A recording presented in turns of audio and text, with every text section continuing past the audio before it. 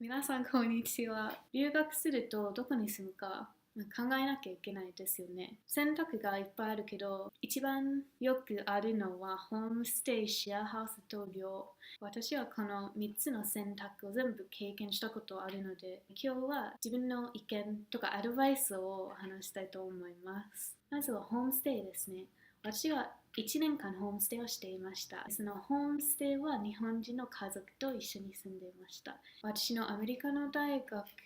が全部計画してくれたので、すごく簡単でした。1年間ホストファミリーが毎日朝ごはんと夜ごはんを作ってくれました。ホストファミリーが日本の文化を紹介してあげたいという気持ちが前からあるから、旅行に連れて行ってくれるし、ご飯も作ってくれるし、あと日本の文化をいろんなことを紹介してくれるので、すごくいい経験でした。そういうエクスチェンジが大事だと思います。ホストファミリーの人と過ごす時間と大学の友達と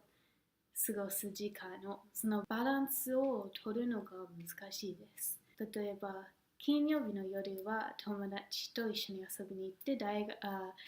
土曜日の夜はホストファミリーと一緒に過ごすというふうにバランス取ってたけど、それは一番難しいところでした。次はシェアハウスですね。私は台湾に来た時にシェアハウスに住んでいました。そのシェアハウスは10人がいて、5人が台湾人で5人が他の外国人でした。韓国人のハウスメイトと一緒に話した時は中国語と日本語で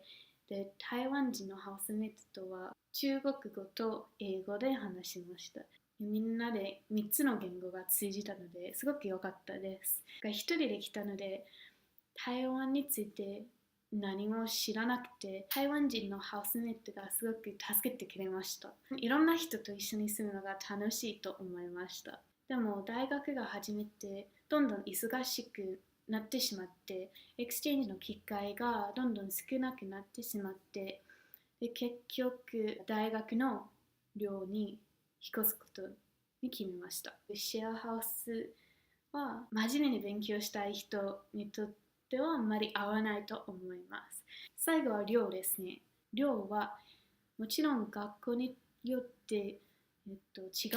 うところもあるかもしれないですけど、普段は寮に住むと自分の部屋があるし、たまにルームメイトもあるけど、何したいかいつしたいか全部自分で決められるので、それが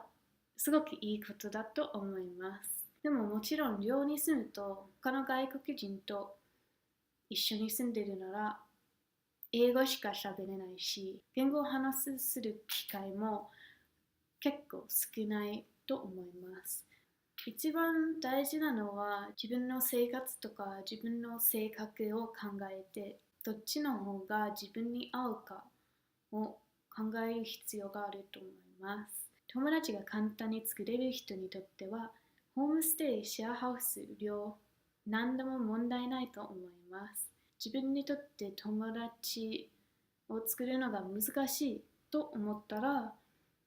シェアハウスが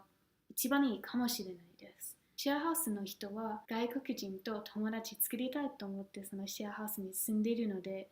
そのシェアハウスに住むと簡単に友達が作れると思います。ホストファミリーの場合は、例えば自分がずっと家にいて自分で遊びに行きたいと思わない人にとってはホームステイが一番合うかもしれないです。家を出なくてもホストファミリーの人と一緒にテレビを見たり食事したりして、その国の文化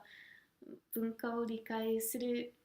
機会にもなるし、国の言語を話す機会にもなるし、でそれがそういう人にすごく合うと思います。もし一つを選択して間違えたら、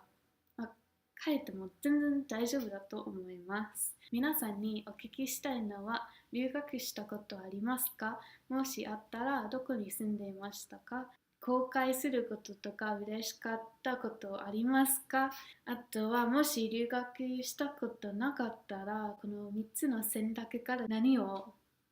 選ぶんですか？ぜひコメントとかメッセージをして教えてください。バイ